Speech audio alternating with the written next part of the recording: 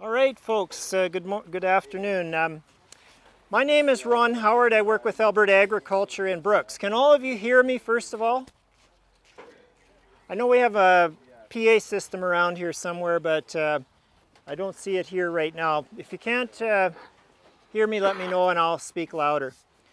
So at this site, you're going to hear a little bit from myself. I'm actually standing in for Kelly Turkington. Kelly, as many of you know, works for Agriculture Canada in Lacombe. He was here the past 2 days, but had to head to Saskatoon for meetings. And Nick Poole from New Zealand will be doing the lion's share of the presentation today. So I'm going to kick things off by talking about the early season problems that we can have with our crops, seed decay, seedling blight, and root rot. And then Nick is going to lead into a discussion on fungicide use, foliar fungicides, decision making, and that sort of thing. We brought along a bit of some displays here of root rot on canola and on cereals. Some fact sheets on Fusarium head blight. Yeah, when you get off the wagon, you're welcome to pick up some of those. I would recommend, by way of reference material, if you're wanting to build a library on crop diseases, that this publication, Diseases of Field Crops in Canada, color illustrated book, and it covers all the major crops and minor crops, is a great reference to help you with diagnosis and control recommendations. If you're into using crop protection products, then our so-called blue book is a good reference as well for seed treatments and foliar fungicides, which Nick and I will be talking about. So let's start at the very beginning with what the plants are likely to encounter once the seed goes in the ground, and that's with diseases called seed decay. And as the name suggests, the seeds either decay outright in the ground or they may germinate and decay fairly quickly. And the seed decay, the organisms that cause seed decay are mostly fungi. There can be some involvement of bacterial pathogens as well, but it's mostly fungi. And those fungi either come on the seed as an infection and they'll parasitize the young seedling, or they may be present in the soil, and because the seedlings are weak, they're usually fair game. Oh, you got us. Okay. Sorry, put it over there. I've got 2 microphones on here. I hope they don't interfere. Good, thanks. Yep. Okay, so the seed decay can either be due to resident organisms on the seed or organisms in the soil. And the seedling, being the weak stage of the plant, can be very susceptible, especially when there's conducive conditions like cold soils, wet soils, compaction, things like that. And so these fungi will kill the germinating seed, and so you'll see blanks in the row. So if you're out scouting and see that and dig down, you'll often see evidence of the seed decaying. If it makes it past that point and actually germinates and is pushing its way up to the surface of the ground and dies on its way up or dies shortly after, we call that damping off, and it occurs either pre-emergence from the soil or after emergence, and that's sort of part of the seedling blight complex. And again, the organisms that cause seed decay, either that were on the seed or in the soil, if they don't finish it off as a seed, when the seed is germinating, then they persist and kill the young seedling. And then if it gets beyond that and establishes some leaves and roots, those organisms can still continue to grow and attack the roots, and they may die in the seedling stage, a 2, 3, or 4 leaf stage, or maybe even older, and that we call seedling blight. So these organisms have the capability of rotting the seed, killing the young seedling. And in fact, some will persist with the plant through its whole life cycle and end up causing root rots, which manifest themselves as stunted yellow plants, and of course with resulting loss in yield and quality. And so we have in some of the Riker mounts here examples of extensive root rot on cereals caused by fungi like Fusarium, Cochleobolus, Pythium, and Rhizoctonia. Those are the 4 fungi that are most problematic on many of our cereal crops.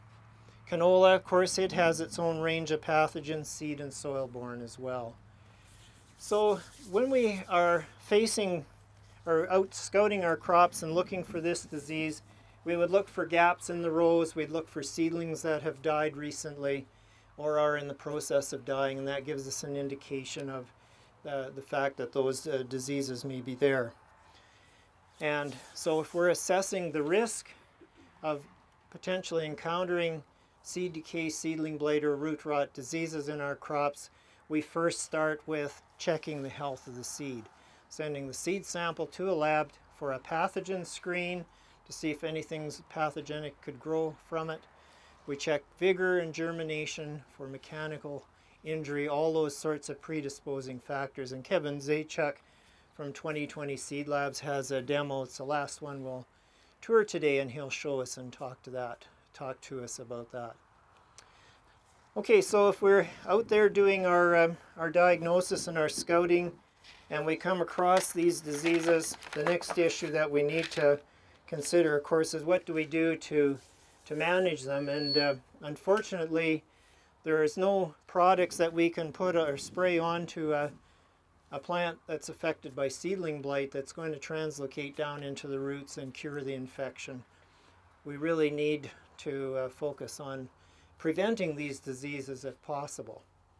And that starts with selecting fields that don't have a history of root or seedling diseases, and if they do, we need to leave them out of the sensitive crops for a longer period of time to give a chance for those pathogens to degrade in the soil. We want to make sure we check the health of our seed, having a certified lab test it for pathogens through a pathogen screen, as well as doing a vigor and germination test.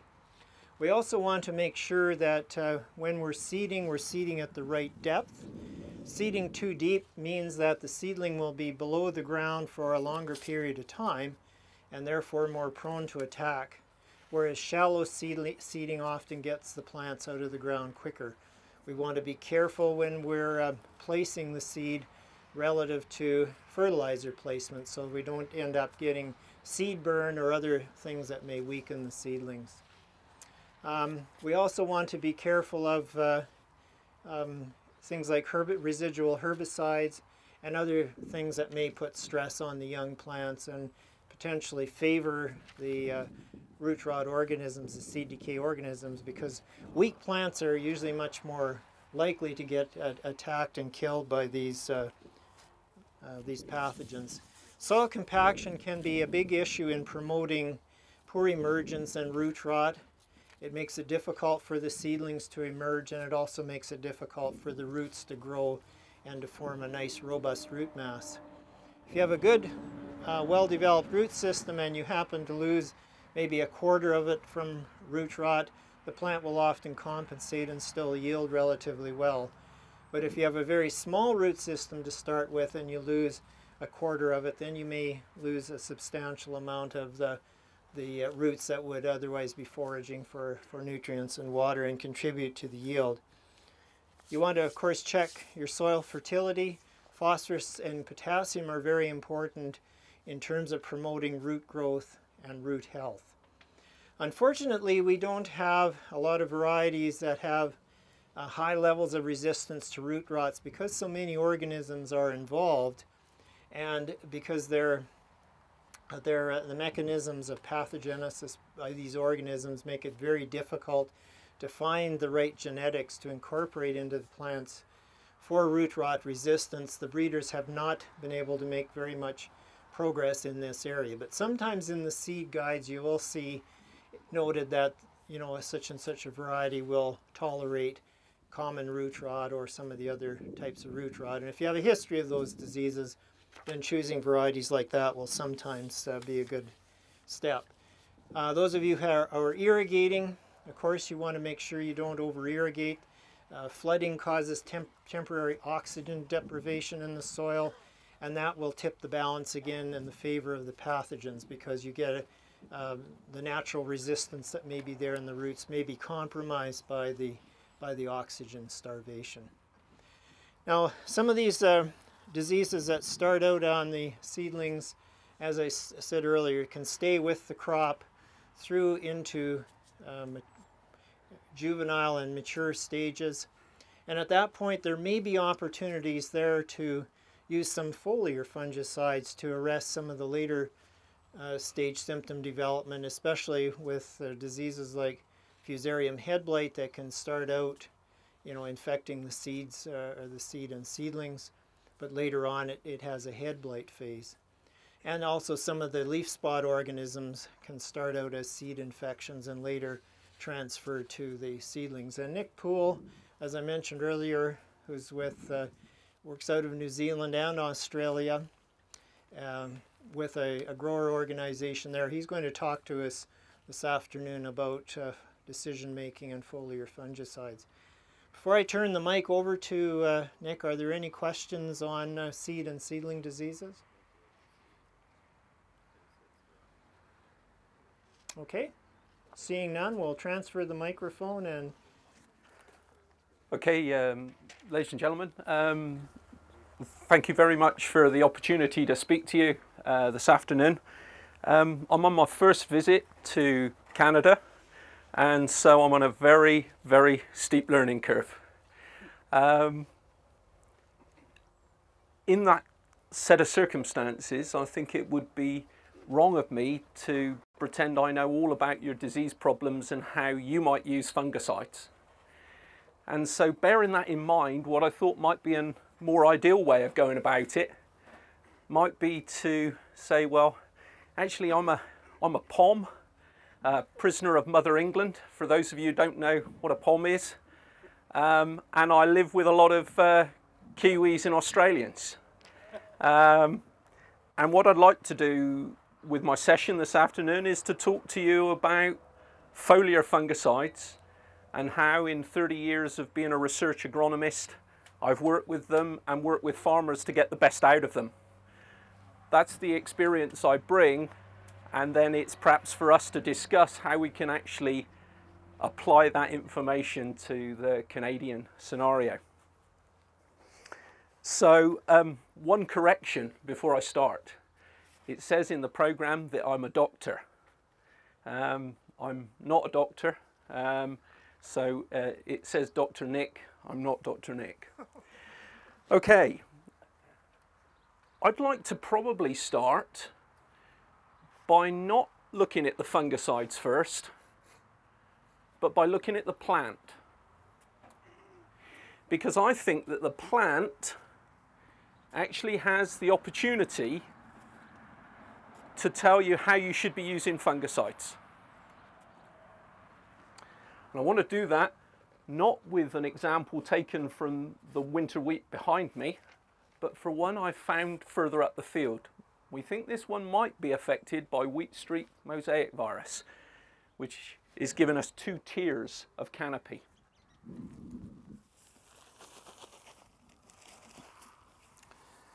So what do we know? Am I allowed to walk this way? What do we know about a crop of wheat? Broadly speaking, whether we're farming here in Canada, in Australia, in Europe, that is the same thing. It's the same deal. What do I mean? It's a giant solar panel.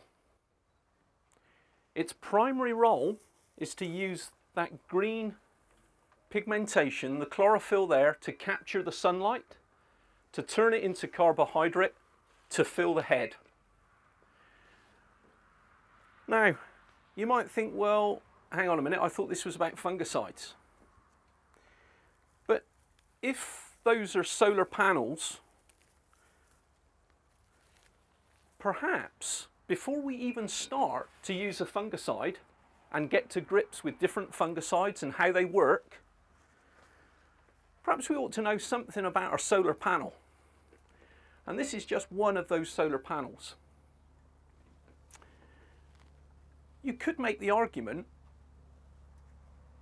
that disease affects every one of the leaves that that crop will produce, from the first leaf out of the ground to the last leaf it produces. Now, I don't know specifically on a spring wheat crop sown in the spring here in this part of the prairies how many leaves that would be. You could probably tell me. How many leaves would you produce from the first through to the last? 7. Something like this one back here, might be a few more, i.e. in the autumn. If every one of those leaves gets disease, and we know that fungicides, when they hit the crop, those that can move in the crop only move in one direction.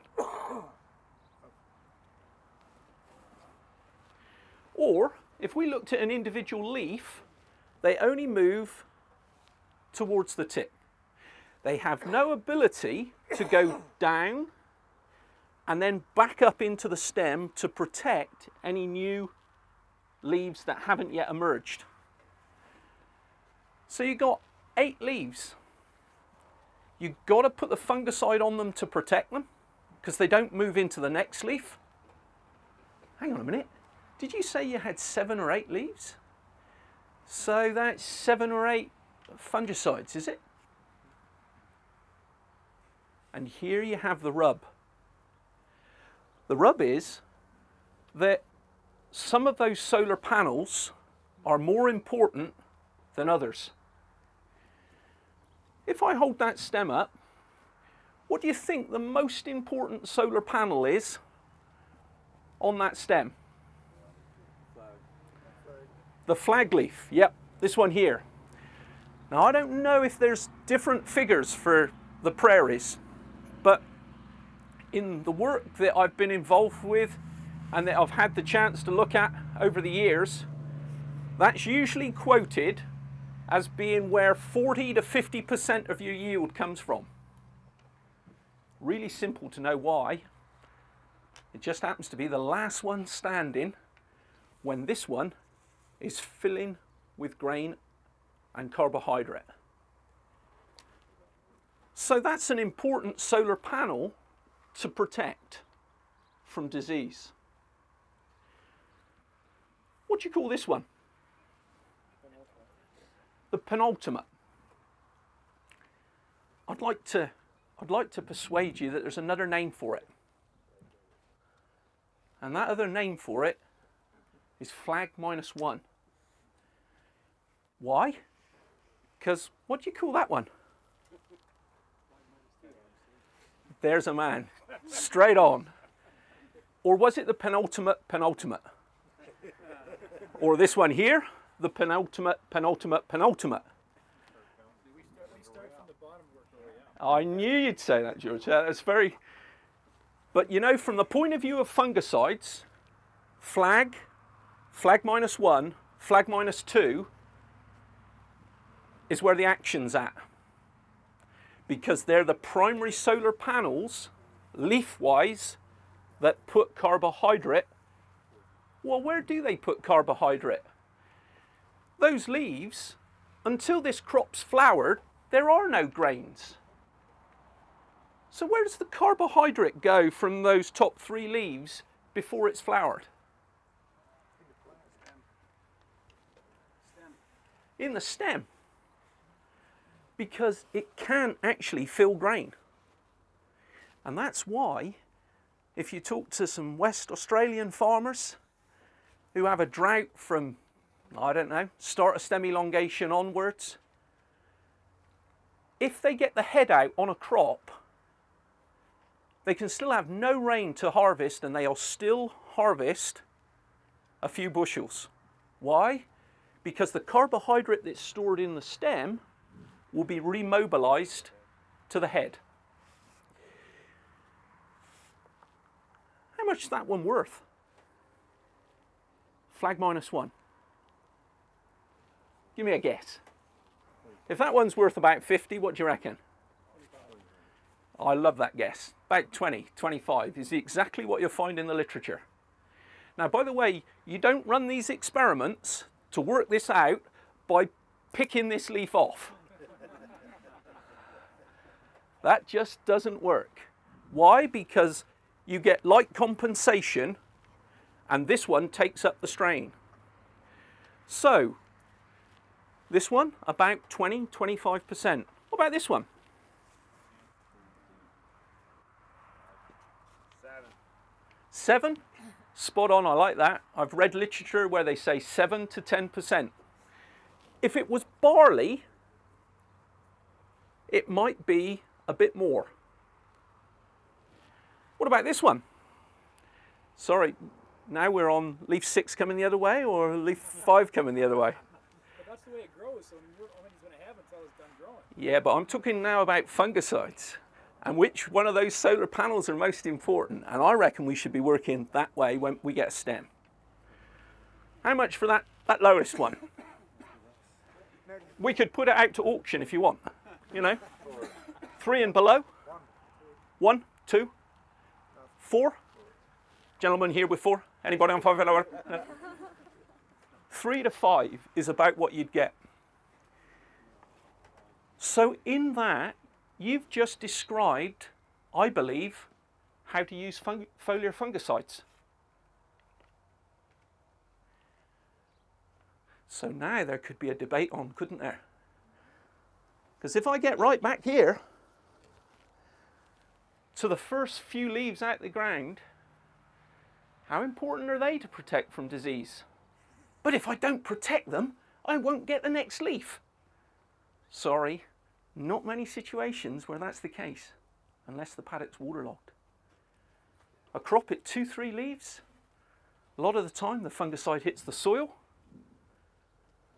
controls just the disease in the 3 leaves you've got, doesn't protect the next 2 leaves to come that the spores fire off the stubble from anyway, and in fact, not a good argument for using foliar fungicides when you've got tiny, tiny crops. George? What about the vigor of the plant? Because if you're going to have a diseased plant, Yep. you're not going to have the same vigor as if it's a non-diseased plant, correct? Yeah, okay. So if I want to have as much vigor in my plant as possible, so I want to also protect my first couple of leaves to make sure, in a case, a situation where disease is very rampant. Really good point. So in other words, the point was, if I've got it 3 leaf, a lot of disease, and it's reducing the vigor of my crop, I've not got the best platform for going to this stage. My retort is that if I was going to use a fungicide at the 3 leaf stage, I don't believe that a foliar fungicide is the best way to do it. Because all those fungicides move in the water carrying vessels of the plant. And the better way to protect the early leaves is to feed it from the base into those leaves rather than to try and feed it onto the leaf and then back in and up.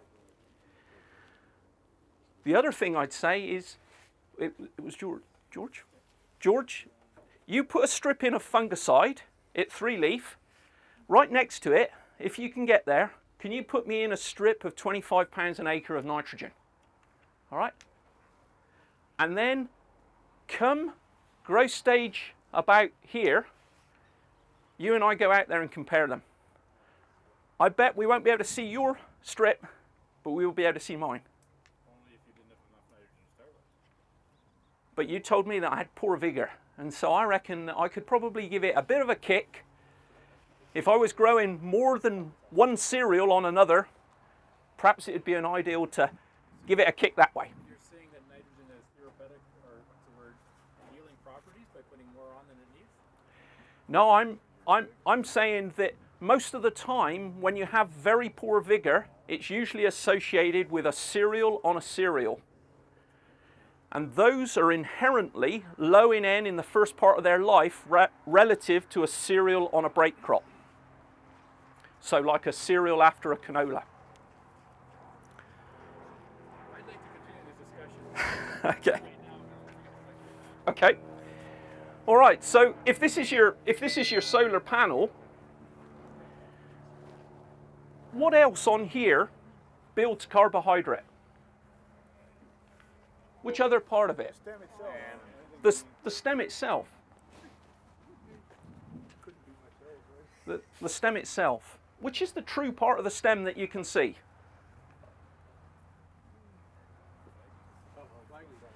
The bit above the flag leaf, there to there. Occasionally, and I don't know if you've ever been faced with it in the region, it wouldn't be very common perhaps. There's a disease that you can spray much later than any other and get a response from. And it's called stem rust. And it gets in, to this part, which we call the peduncle. And it strangles the carbohydrate going through to the head.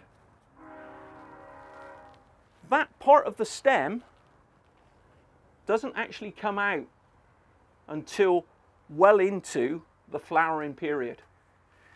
And that's why, if we want to put fungicide on it, we have to leave it quite late. But it blends well with the disease because the disease comes in late. And we have a saying in Australia, or I always tell the growers in Australia, gentlemen, you do not want stem rust on your peduncle. So what's the other solar panel that we've not mentioned that contributes to yield?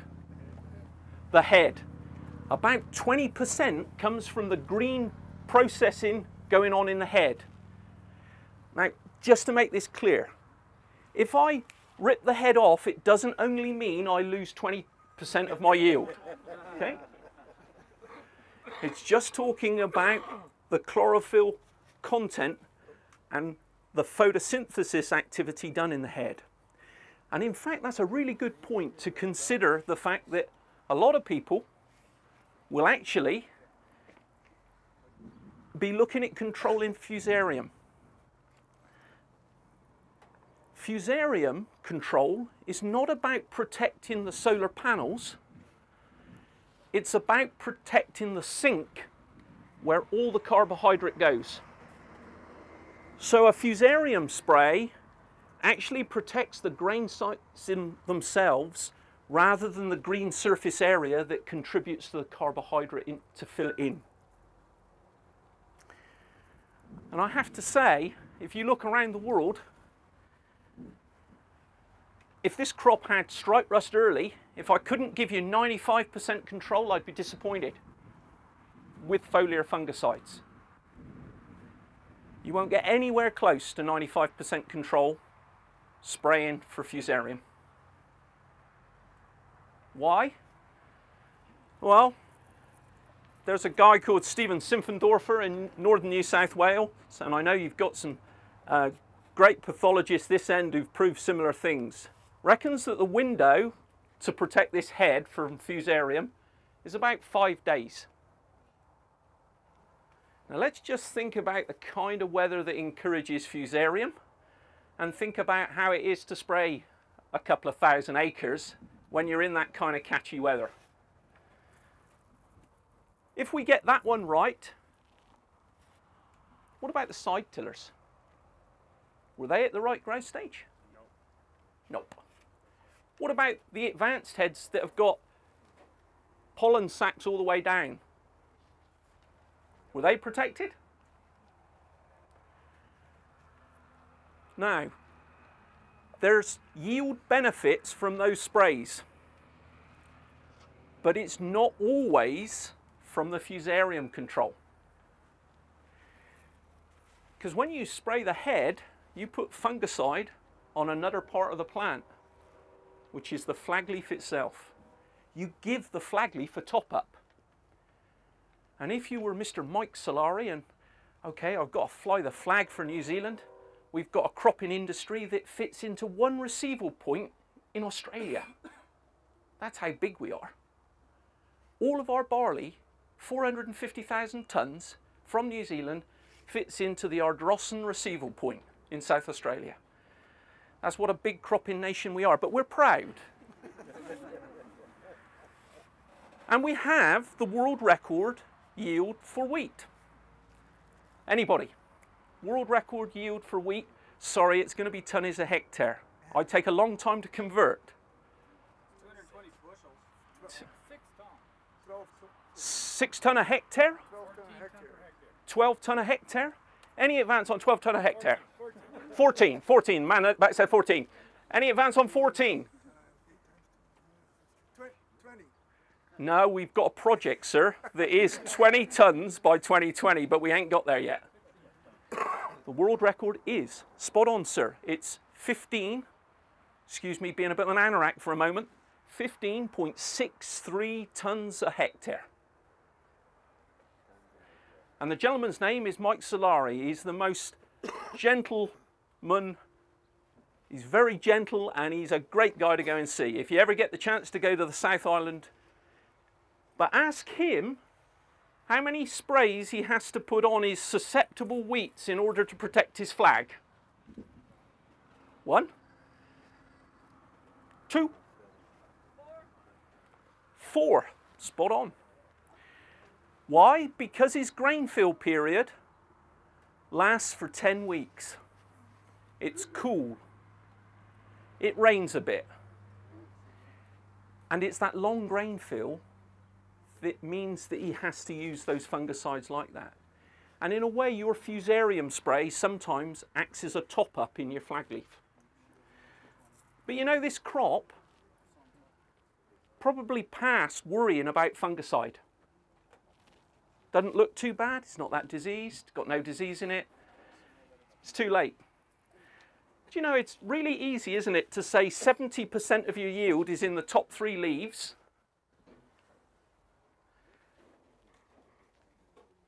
Therefore, all I've got to do is protect those top 3 leaves. Yeah? Okay. If that one's too late, though, and you want me to protect the top 3 leaves, I've got a bit of a problem.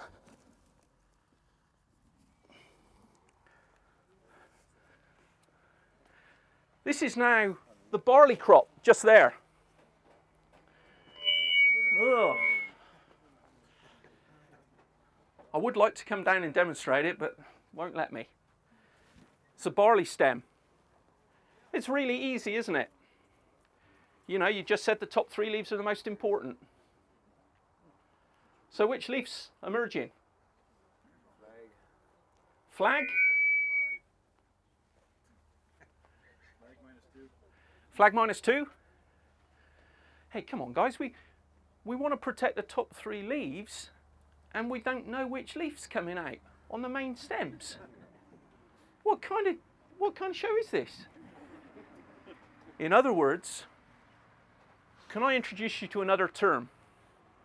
And that is that jointing should be just reserved for smoking marijuana. Okay?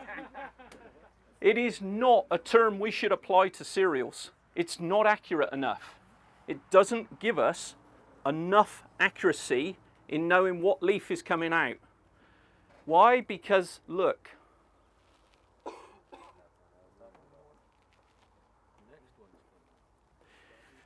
Now, funnily enough, barley isn't built the same way as wheat. Barley is like a Christmas tree. Wheat is like a pyramid or a Christmas tree on its top. Its leaves in barley get smaller as you get at the top. The most important leaf in barley that relates to yield is F-1, not the flag. And therefore, just at the moment with this crop over here, it's been interesting to watch it over the last 3 days. And I can't talk about take-home messages because I don't know your situations well enough. But I can say one thing. If you're not watching your barley crops or your wheat crops that are at stages from this stage through to booting and early head emergence, then really go back and watch them like a hawk for 3-4 days. You had, with respect, the mother of all infection events last week. If you've got something that's susceptible that had disease in the base,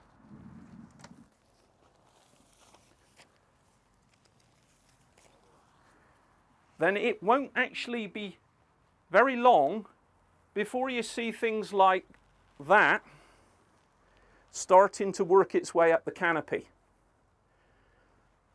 This is scald or Rhynchosporium.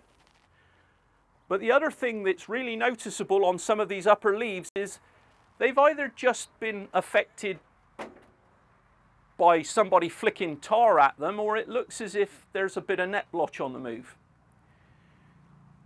I'm not sending you back to spray, I'm sending you back to say, if you've got something that you know is susceptible to disease, be careful. Because it's incubating incredibly fast with these temperatures, and humidity is the friend of all diseases. Lastly then, just to finish, I'd like to talk about the fungicides. If our aim is to protect those top 3 leaves, and then perhaps the head with a Fusarium spray or a flag top-up, what do we know about the fungicides? We know they only move in one direction, but what we perhaps don't know, and this is in your booklets, but no need to look now, is that you've got 2 principal modes of action. You've got what we call the strobies, or if you really want to impress down the pub, the methoxyacrylates. The strobies, they are superb protectants, products that have twin line, for instance, has a strobilurin in it, but it also has another partner. Stratego is a strobilurin mixed with a partner. Quilt, strobilurin mixed with a partner. The strobilurin is a super duper protectant. In fact, when they were first introduced to Europe, farmers in Scotland got hold of these super duper new fungicides for the first time in 1998, rubbing their hands because they'd heard all about them. Then they're on the phone. They've used these products, and do you know what? They're such good protectants. My crop will in the day, it wouldn't die. The crop wouldn't die. It was staying so green that the head had grain in that was ripe, but the straw was green. Now that won't happen here because you have much warmer temperatures. Disagree. Okay, right, thank you. Okay, what was your experience? On irrigation, you can have green straw and mostly dry heads. Okay, okay. Well, Hair that dryer. I've seen the same thing, Nick. Yep. Just down the road, as a matter of fact. Here. Yep. Irrigation, obviously you've got the temperature probably on your side, but obviously one of the things you've got the benefit of is a very long run out. And actually I'd still say those strobes are built for those kind of circumstances, i.e. long run outs, because they'll give you protection of that green tissue for longer. Actually in the end, do you know those Scottish boys, what they had to do was they had to go out and spray glyphosate just to make the straw go through the chopper. Yeah? Because it would block up at 7 o'clock in the evening, and they were already looking at wheat crops that were 13 months old. Yeah? So, what about that partner, that other group of fungicides? Real important, when you think of fungicides, these aren't tools that we should just be throwing around. They actually help us fill gaps that our genetic resistance doesn't cover. So when you use fungicides, really think hard about, am I going to get my money back? Which I'm sure all of you would be good at. But just throwing them in the tank, just because they're cheap as chips, might actually have the consequence that we don't have their use for as long. Mixing them is a good way forward, I believe, in cereals. Why? Because the mixer partners are the triazoles, and the triazoles have an ability to get inside the leaf. They're more curative than the strobilurins in general. Mix the two together, spray today, get kickback as we call it, which is curative activity, get protection from the strobe. If you're going to use products straight, I think azoles are better used straight, i.e. your tilts and what have you, because I think that your strobilurins are at higher risk of resistance developing if we use them alone. When you use those azoles, like Folicure, like Tilt, bear in mind that not only are some of them more active on some diseases, get some independent advice, but they actually move differently. And if I can show you this one, this is 4 leaves of wheat. And it's a great experiment that a guy called Dave Bartlett did back in the mid-90s. His sprayer has this unique ability to put 18 droplets just at the base of the leaf. I'm kidding. He just puts them on. And then, after 3 days, he sees how far the fungicide has got. I don't know if you can see this, but wherever it's most red is where most active's got to. What you see is that some products haven't moved very far after 3 days. Others have moved right to the tip. Okay, question for you then. You're now selling this bottom product, which you don't have in the Canadian marketplace. It's called flutriafol. They use it in Australia as impact in furrow. They coat the fertilizer, the roots grow into it, and it goes up through the xylem vessels, the water carrying vessels. Can you sell me any benefits or disadvantages of this bottom one? Moves fast. It moves fast, so it cleans out the disease quickly. Yep. Any disadvantages you can think of? Moves too fast. Moves too fast. Thank you, sir. Spot on. What's one of the consequences of it moving too fast? Leaf burn. Leaf tip scorch. So just picture yourself. It's a nice afternoon. You'd really promised the family you were going to take them out. Okay, but you've got this bit of spraying to do. You cut the water rate. Oh, I can't be bothered with 15 gallons an acre. Let's cut it right back. Gee, I don't really want to go spraying when it's 30 degrees, but you know, somebody has to. Welcome to the world of tip scorch with fungicides. Why? Because the water carrying vessels is the fastest tube train that you can catch. And that's where it comes out and starts to tip. So think of these products differently. The problem with products that move too fast is that actually they don't give you much persistence. Products that are slower are much better.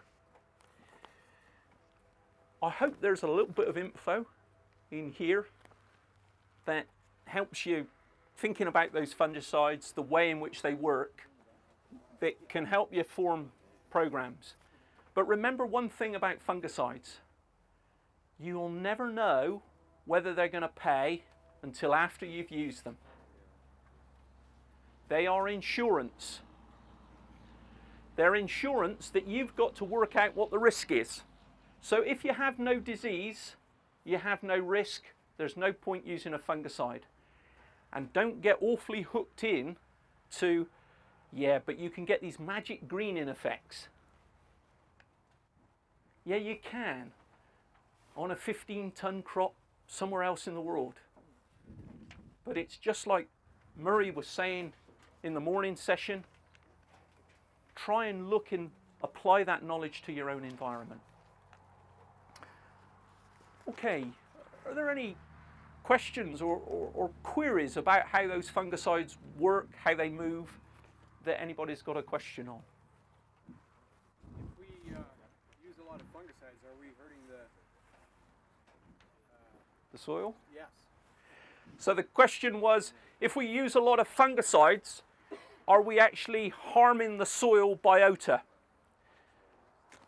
I'd say that most of the foliar fungicides, I would have said that there would be little evidence for that, particularly bearing in mind the volume of soil we're looking at and the fact that if we're not looking at very persistent chemistry in terms of the older fungicide chemistry, multi-site, newer chemistry gets through those registration processes. To get through, it's got to be pretty tight in terms of making sure things like that don't happen. Where there is more concern is actually ironically where you put more fungicide in the soil itself as an in-furrow drench. And there's a discussion there, but at the moment I'd have to say there's not a huge amount of evidence to say these are very bad for the soil biota, as far as I'm aware. Question. Soil drench meaning seed treatment or something else? A soil drench... I've never drenched knowingly. When I talk about a soil drench, I'm thinking that perhaps sometimes when you open up a furrow, say to put a potato in, and then you're putting fungicide through to say spray where that soil's closed back over, or where you might be looking at fungicide on fertilizer as the Australians are using it, and that's the example I use. There's a lot more concern about what I might be doing for soil, the positive soil biota that you can get there.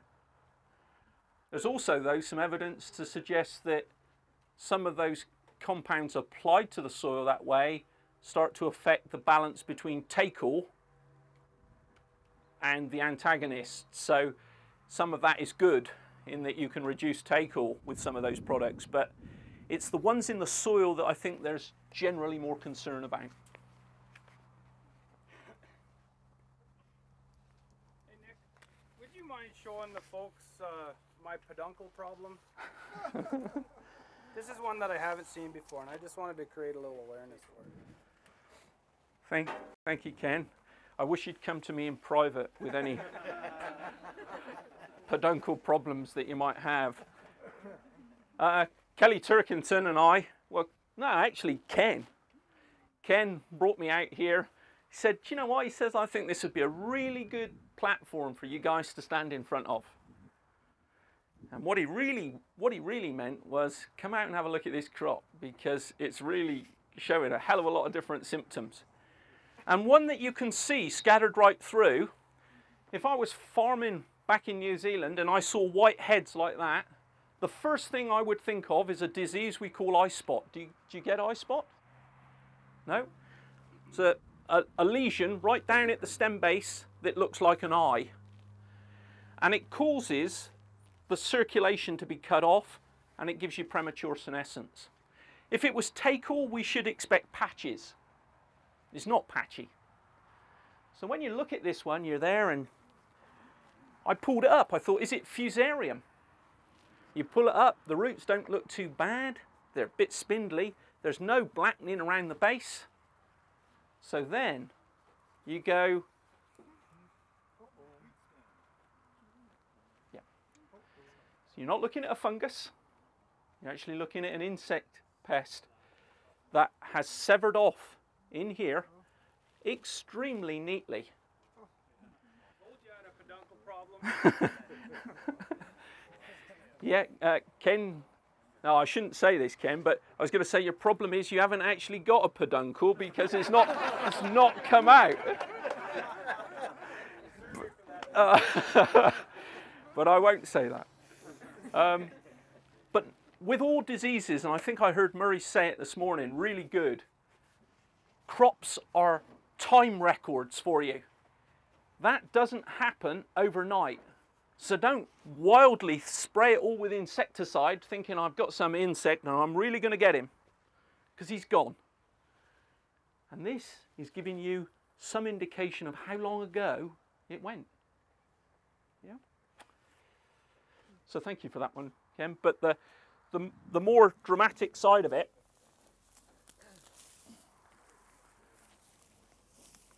And to be clear, that wasn't wheat stem sawfly, or more likely a root stem maggot. but more specifically, this crop has got something very seriously wrong with it. Yeah, so's this one got the hail. But if you look, you've got two tiers in here, yeah? So whatever has happened to it has happened to it big time. And we think that it's because it's following barley grain, and we think there's a green bridge, and we think we might have had wheat curl mite that's actually given us some virus dwarfing part of this canopy. So what fungus fungicide would you spray for them? You just got no chance. All right, well, thank you very much, ladies and gentlemen, for listening, and I'll let you pass on.